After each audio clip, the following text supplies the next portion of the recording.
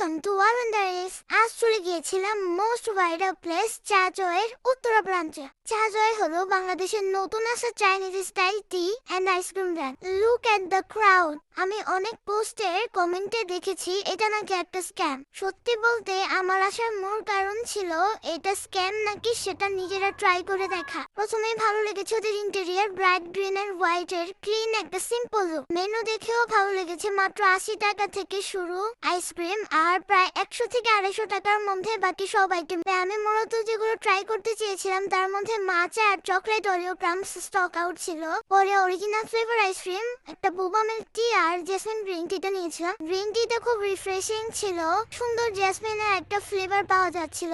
আর বোবা মিল্ক টিটা অ্যাকচুয়ালি বোবার জন্যই খেতে ভালো লেগেছে, টি এর কোনো ফ্লেভার আমি আসলে পাইনি। সবচেয়ে বেশি ভালো লেগেছে ওদের আইসক্রিম। প্রাইস অনুযায়ী টেস্ট আর পোর্শন দুটোই বেশ ভালো। আমার কাছে আসলে চার্জার স্ক্যাম মনে হয়নি। আপনারা ট্রাই করে থাকলে জানাবেন। Thank you.